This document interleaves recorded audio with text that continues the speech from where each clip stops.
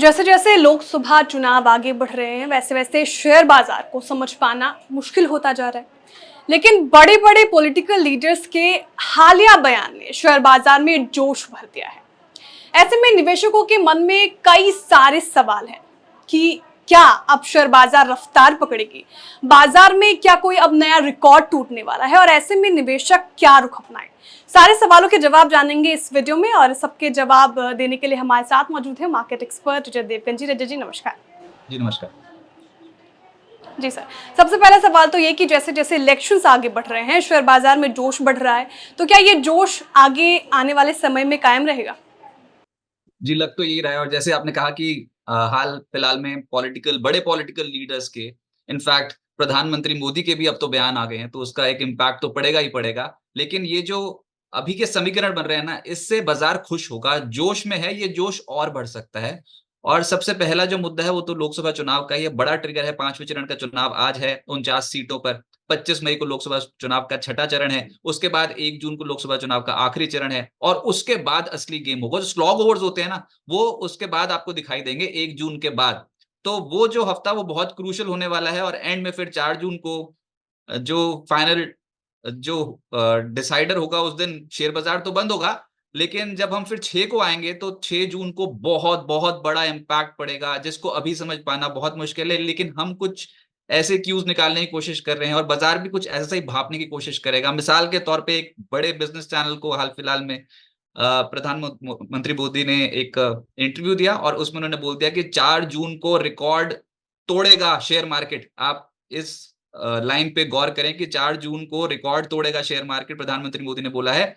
चुनाव के नतीजे आने पर शेयर मार्केट के जो प्रोग्रामर ऑर्डर पंच करते हैं, वो थक जाएँगे उस दिन 6 जून को। 4 जून के बाद जब नतीजे आएँगे तो ऑर्डर पंच करते-करते थक जाएँगे और पूरे हफ्ते हो सकता है कि बहुत बड़ी तेज़ी बनती हुई नज़र आए। इतने कॉन्फिडेंट साउंड कर रहे थे वो। 10 साल में सेंसेक्स ने 25,000 से जो जर्नी शुरू करी 75,000 की जर्नी कर ली है, तो बहुत ही एक बड़ा एक रिटर्न जो वो सेंसेक्स ने दिया है प्रधानमंत्री मोदी ने बोला। लेकिन उसके बाद वो फिर से गिनवाते हुए नज़र आए कि जो मेजर टर्न अराउंड हुआ है, वो सरकारी कंपनियों में हुआ है और नाम फिर वही है, एचएएल, जो ज़बरदस्त तेज़ी में है हाल-फिलहाल में। उन्होंने यही बोला है कि एचएएल का जो शेयर है, वो बहुत तेज़ी से चला और रिकॉर्ड प्रॉफिट 4,000 करोड़ रुपए से ज़्यादा का प्रॉफिट पिछले फिस्कल में एचएएल ने दिखाया है। तो ये जो स्टेट जी ओन्ड डिफेंस पीएसयूज़ हैं, आपको पता ही है कि यहाँ पर कितनी बड़ी तेज़ी बन रही है और वही बात है कि सरकारी ठप्पे वाली कंपनियाँ इस समय फ़ोकस में रहेंगी और बाज़ार में ये जो जोश है ना, ये बुल्स का ये खत्म होने वाला नहीं है। कोई भी डिप आएगी तो उसको एब्ज़ॉर्ब करने की कोशिश करेगा मार्केट, फिलहाल के घटनाक्रम से तो ऐसे ही लग रहा है। जी, बिल्कुल। लेकिन सर सवाल तो ये भी कायम है कि क्वार्टर 4 के नतीजों को हमने अच्छी तरीके से ट्रैक किया और आखिरी मेजर बैच का नतीजा जो है इस वीक है, तो इसका असर कितना देखने को मिला बाज़ार पर?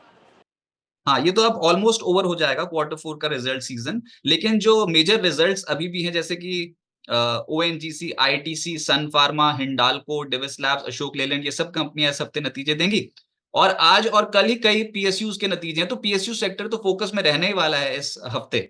जैसे कि आज ONGC, oil India, steel authority, BEL, IRFC ये सारी सरकारी कंपनियों के नतीजे हैं। कुछ निजी कंपनियों के भी नतीजे हैं जैसे कि दीपक नाइट्राइट, इंडिया सीमेंट और सिटी यूनियन बैंक। लेकिन सरकारी कंपनियाँ इसलिए क्योंकि आज जैसे मैंने बताया कि बहुत सारी सरकारी कंपनियाँ हैं। अच्छा, लेकिन उसके बाद 21 मई को भी यानी कि मंगलवार को भी बहुत सारी सरकारी कंपनियों के नतीजे, मिसाल के तौर पे बीएचईएल, जीएसएफसी, जीपीआईएल और इरकॉन इन सब के नतीजे आने हैं और आपको पता है कि जिस भी कंपनी के अच्छे नतीजे आ गए, बाजार उस पे बहुत बड़ी बेट लगा देगा। हाल-फिलहाल में हुआ भी यही है। जिनके अच्छे नतीजे आए, बाजार में उन शेयर्स को लपका गया। मिसाल के तौर पे एचएएल आपने देख लिया, बीईएमएल देख लिया, क्या गजब की तेजी शो करके गया है। एबीबी का स्टॉक, केन्स एक और कंपनी जहां पर सर्किट ही लगने शुरू हो गए, एक बार 20% का लगा फिर 5% का सर्किट लगा। क्रॉम्पटन का स्टॉक एकदम से चला, Titagarh, Bharat forge, M N M, data patterns, बहुत ऐसे स्टॉक्स हैं जहां पर नतीजों का इम्पैक्ट पड़ा है।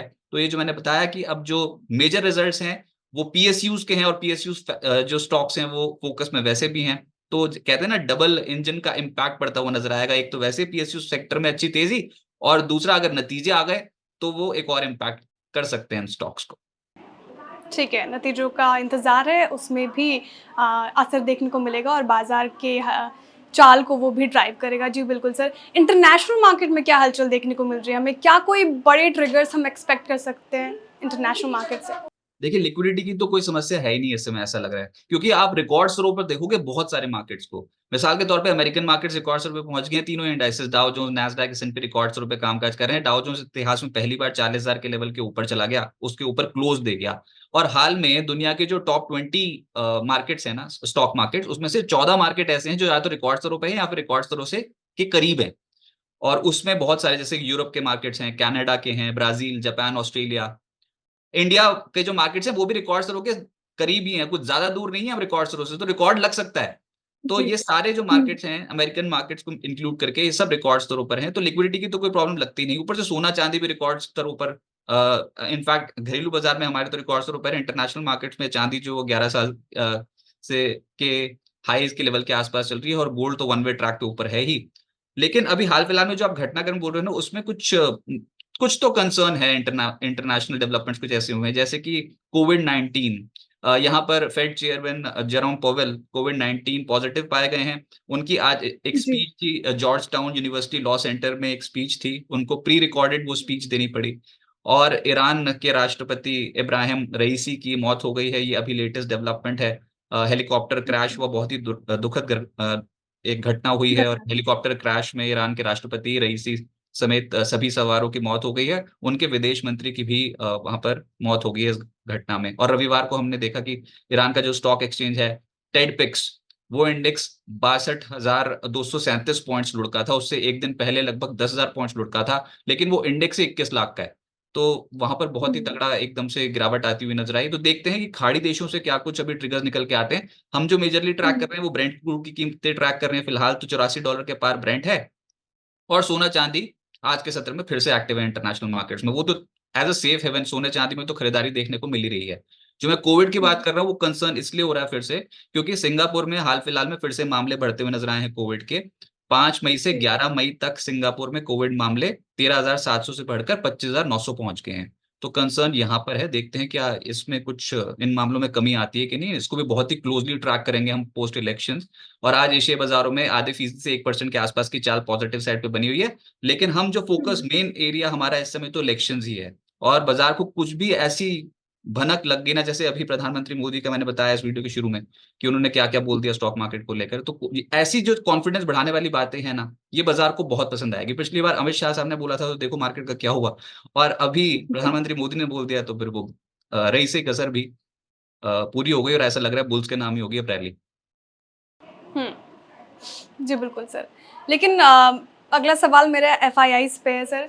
हमने देखा कि मई में अब तक उन्होंने 35,635 करोड़ के शेयर बेचे हैं, वहीं बीते हफ्ते 12,000 करोड़ से ज़्यादा के शेयर बेचे हैं उन्होंने।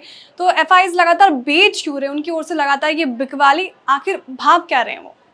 हाँ, ये विदेशी निवेशक तो नाराज़ बैठे हुए हैं। इंडिया में उन्होंने बिल्कुल खरीदारी की नहीं। एक्चुअली जब भी इलेक्शंस होते हैं ना किसी भी कंट्री में, तो थोड़ा अनस्टेबल मूड माहौल होता है, तो विदेशी निवेशक वैसे भी बढ़-चढ़ के खरीदारी नहीं करते। लेकिन उसका बिल्कुल कॉन्ट्रा देखो, डीआईएस ने बढ़-चढ़ के खरीदारी की है जब-जब डिप आया है। तो ये जो बाज़ी जीती है इस बार फिर से डोमेस्टिक इंस्टीट्यूशंस ने जीत ली है, और वैसे ही पता है आपको म्यूचुअल फंड में रिकॉर्ड एसआईपी इन्फ्लोज़ होते चले जा रहे हैं। डेटा ये बताता है कि एफआईआईज़ मई महीने में 35,532 करोड़ अभी तक बेच चुके हैं। अप्रैल में पहले ही 35,692 करोड़ रुपए की बिकवाली कर चुके थे कैश मार्केट में। और ये जो आंकड़े आपकी स्क्रीन पे है, इसमें डीआईएस की खरीदारी दिखती है मई महीने में भी और अप्रैल महीने में भी। अप्रैल में 44,186 करोड़ रुपए और मई महीने में 33,973 करोड़ रुपए कैश मार्केट में खरीदे गए। अब वही आपको वीकली बेसिस पे भी नज़र आएगा। एफआईआईज़ की वीक ऑन वीक बेसिस पे 10,557 करोड़ रुपए की नेट नेगेटिव फिगर है, और डीआईएस की 14,563 करोड़ रुपए की पॉजिटिव फिगर है। तो डीआईएस तो कॉन्फिडेंट दिखते हैं। उनको समझ में आ रहा है कि इंडियन मार्केट्स में अभी ये जो तेज़ी है ये और बरकरार रहेगी, लेकिन एफआईआईज़ को चाहिए स्टेबिलिटी। और अगर एफआईआईज़ लौट आए ना ये 4 जून के हुँ। बाद, तो फिर उसके बाद तो डीआईएस वैसे ही खरीद के बैठे हैं, एफआईआईज़ की खरीदारी का इंतज़ार है। अगर उन्होंने करनी शुरू कर दी तो फिर तो ये बाज़ार तेज़ हो जाएगा। एफआईआईज़ अभी मुनाफ़ा वसूली क्यों कर रहे हैं, बड़ा सवाल है। वो इसलिए क्योंकि देखिए इंडिया में तो इलेक्शंस हैं, जैसे मैंने बताया कि अनसर्टेन मूड माहौल है। लेकिन इस हुँ। साल यूएस में भी इलेक्शंस होने हैं नवंबर में, राष्ट्रपति चुनाव है वहाँ पर, और वो भी एक इम्पैक्ट करेगा, वहाँ पर जो भी उनकी मार्केट को भी करेगा, और जहाँ-जहाँ पर वो एक्सपोज़र, जैसे एशियन मार्केट्स पे उनका एक्सपोज़र इंडिया में बहुत ज़्यादा है, तो उसको भी इम्पैक्ट करेगा। हुँ। यूएस में ब्याज दरों को लेकर अभी भी पता ही नहीं कि फेड की क्या क्या कुछ रणनीति है। सही से समझ में नहीं आती जब भी उनकी कोई पॉलिसी स्टेटमेंट आती है तो। पहले कह रहे थे कि 3 बार रेट कट होगा, फिर 2 बार, फिर 1 बार भी होगा कि नहीं होगा इस साल, वो उसमें अभी समझ में नहीं आ रहा, फिर तो इलेक्शन का ही टाइम आ जाएगा नवंबर में। तो ये कुछ ऐसे कंसर्न्स है जिसकी वजह से एफआईआईज़ थोड़ा पुल आउट करते हुए नज़र आ रहे हैं। हम वहाँ की 10 साल की बॉन्ड यील्ड को बहुत क्लोज़ली ट्रैक कर रहे हैं।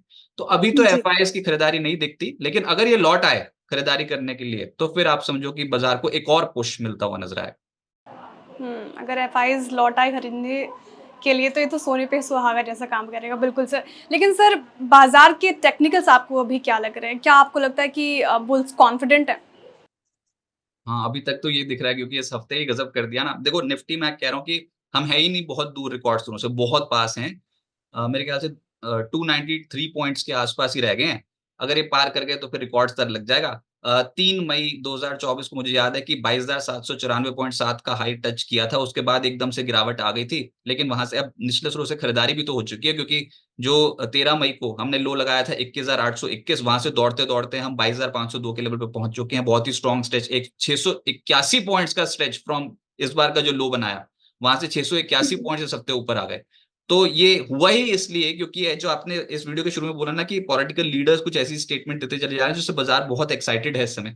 तो ये मोमेंटम जो है वो कैरी हो सकता है। अब उसमें एक पेच ये है कि साथ-साथ में वोलेटिलिटी को भी झेलना पड़ेगा। इंडिया विक्स अब तक मई में 59.48% बढ़ चुका है, लगभग 60% मई में बढ़ चुका है और ये वोलेटिलिटी का हुँ। बढ़ने का ये मतलब नहीं कि बाजार टूटेगा।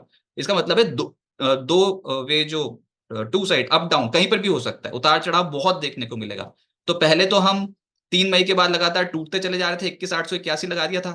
उसके बाद वहाँ से जो चढ़ना शुरू किया है तो 22,502 इतनी शार्प रैली बनी है, तो जिस क्वांटम के साथ नीचे जा रहे थे उसी क्वांटम के साथ ऊपर आते चले जा रहे हैं और वोलेटिलिटी अभी हाई है, ये वोलेटिलिटी अभी और बढ़ेगी। जैसे-जैसे आप चुनाव के नतीजे नज़दीक आते देखोगे ना, वैसे-वैसे वोलेटिलिटी और हुँ। बढ़ेगी। तो कॉशियस तो रहें, लेकिन गुड क्वालिटी ऑफ स्टॉक्स में सिस्टमैटिक इन्वेस्टमेंट करने का ही एकमात्र तरीका आपके पास है क्योंकि एक मुश्त खरीद लोगे तो उसके बाद इस वोलेटिलिटी को झेल नहीं पाओगे।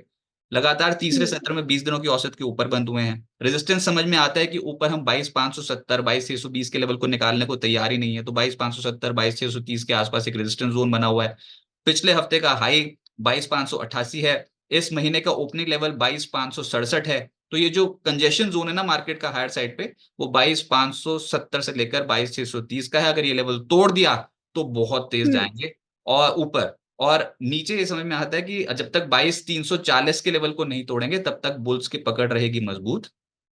तो अभी फ़िलहाल टसल चल रहा है, 22,500 की स्ट्राइक पे ही आप देखोगे कि दोनों बुल्स और बियर्स के बीच में बहुत तगड़ी टक्कर हो रही है। ऑप्शन राइटर्स बहुत एग्रेसिव हैं।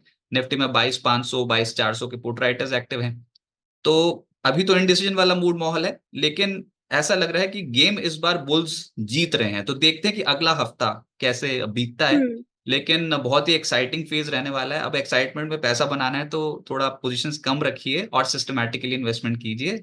अभी तो सरकारी कंपनियाँ, डिफेंस मिड कैप स्टॉक्स ये फ्लेवर में ज़्यादा होते हुए नज़र आएँ। जी, बिल्कुल।